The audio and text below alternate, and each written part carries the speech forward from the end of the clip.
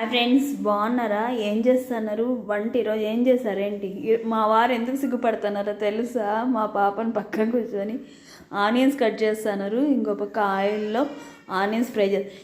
ఎందుకు నవ్వుతారో తెలుసా అండి? మా వారు ఈరోజు వంట చేశారు. ఫస్ట్ టైం అండి మా పెళ్ళై 7 ఇయర్స్లో కిచెన్లోకి వచ్చి ఓపిక్గా వంట చేయడం ఇదే ఫస్ట్ టైం అండి. చాలా చాలా హ్యాపీగా ఫీల్ అవుతారు.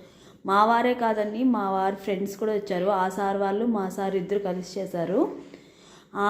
వాళ్ళ వైఫ్ నేను ఫ్రెండ్స్ అండి.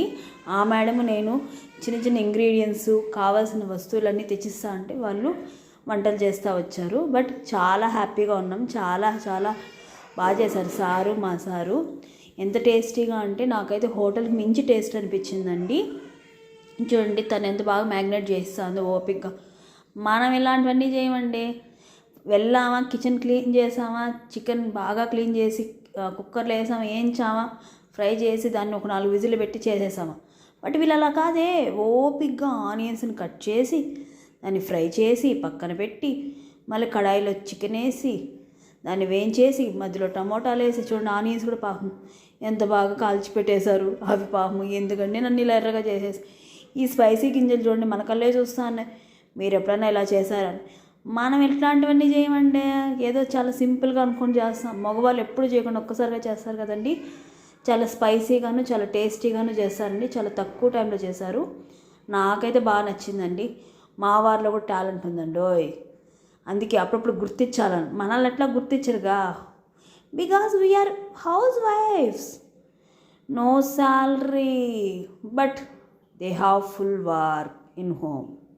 సే yes or no? Yes madam. So చూడండి చికెన్ కుతుకుతాను ఉడకతా అంటే నా కడుపులో ఉండి పేగులు ఎప్పుడెప్పుడు నోట్లో పడుతుందా అని చూస్తూ ఉన్నాయి.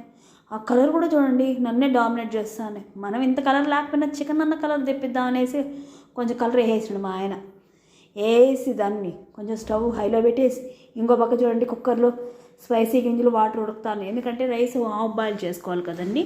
బాస్మతి రైస్ నీట్గా కడిగి పెట్టేశారు ఆ సారు. ఇంకో పక్క దమ్కి అది సిమ్లో పెట్టాడండి చికెన్ ఉడకల్లనేసి. వీళ్ళు ఇలా కష్టపడతాను, మేమేం ఖాళీగా ఉన్నామా? మేము కూడా పిల్లలు పట్టుకున్నాం. ఏం చేసేదండి, సండే అంటే మనకేమన్నా హాలిడేనా అండి? వై? బికాస్ వీఆర్ హౌస్ వైఫ్స్. అవునులేండి, మీరేం వంటలు చేశారు కామెంట్స్ చెప్పడం అస్సలు మర్చిపోకండి. నేనైతే మాత్రం ఈరోజు అస్సలు ఎక్కువ కూడా కష్టపడలేదండి. కొంచెం కొంచెం ఏదో సాల్టు వాటరు ఇలాంటివి ఎత్తియాడు. చూడండి ఈసారి కష్టపడుతున్నాడు మైదా పిండిని దమ్కి పెట్టడానికి. మేడం కష్టపడద్దండి మేడం, నాకు చెప్పండి. ఏముంది, ఒక పెవికి తెచ్చి అతికిచ్చేస్తే సరిపోదా? అదుర్స్ బీభత్సంగా ఉంటుంది. ఒకసారి ట్రై చేయండి మేడం. పెవికిక్కో లేకపోతే గమ్మ తెచ్చిచ్చేసి ఆ మైదా పిండి అట్టు అతికిచ్చేయండి ఆమె. లేకపోతే నాకు చెప్పండి, నేను అతికిచ్చేస్తాను అన్నా. కానీ మేడం వద్దమ్మా, కష్టపడద్దు, నువ్వు అంతా ఆలోచించద్దు, బ్రెయిన్ కొంచెం చాలా ఎత్తిపెట్టుకోమ్మా, షార్ప్గా ఉంది నీది అన్నాను. సర్లే మేడం వాళ్ళు ఎంత మర్యాదగా చెప్పినప్పుడు మనం ఎందుకు యూజ్ చేయాలనేసి. మంది అసలు చాలా కాస్ట్లీ. మా ఆయన ఎప్పుడు చెప్తా అంటాడు, నీది బ్రాండ్ నువ్వు వాడినే వాడద్దు నువ్వు అన్నాడు. అందుకే నేను ఎక్కువ వాడిని మేడం, మీరైతే వాడుతా అంటే చెప్పండి, విని హ్యాపీగా ఫీల్ అవుతాను. చూడండి సో టూరా పెడతా అన్నారు వీళ్ళు చూడండి వీళ్ళకి ఎంత కష్టం వచ్చిందో ఏమో. సార్ బాధపడద్దులేండి సార్, ఈరోజు ఒక్కరోజే, రేపటి నుంచి నేనే చేస్తాలేండి సార్ వంటల వెజ్లా. మీరు టేస్ట్ అదురు సనాల్సిందే, ఇంకా తప్పదు. పాపం ఫైనల్గా సార్ కష్టపడి పెట్టేస్తున్నాడు రౌండ్గా. అది ఒక పక్క పెడితే పాపం గాలి ఆడికి పోను.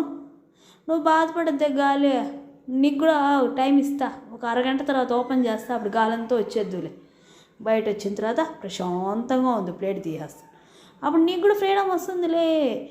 ఈ అరగంటకే నువ్వు ఫీల్ అవుతా అంటే గాలి బయట రాక ఇబ్బంది పడతా అంటే, మేము పెళ్ళైనప్పటి నుంచి మాకు ఫ్రీడమ్ కావాలని మేమెంత బాధపడుతున్నాం నీకు తెలుసా?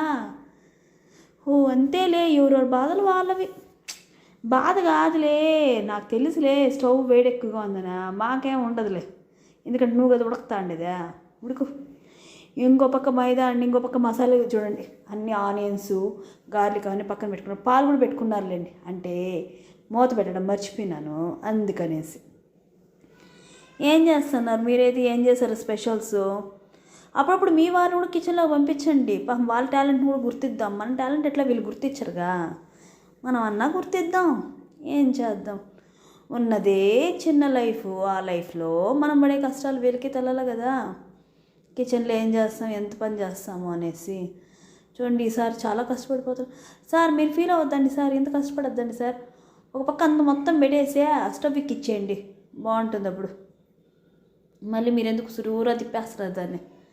అది చూడ బాధపడే ఉబ్బిపోతుంది అట్టే, ఉద్దిపప్పు ఉబ్బినట్టు. ఆ కుక్కర్ పక్కన పెట్టేసి ఫోన్లు పోండి సార్. ఆ కుక్కర్కి ఫ్రీడమ్ వచ్చేసి పోండి.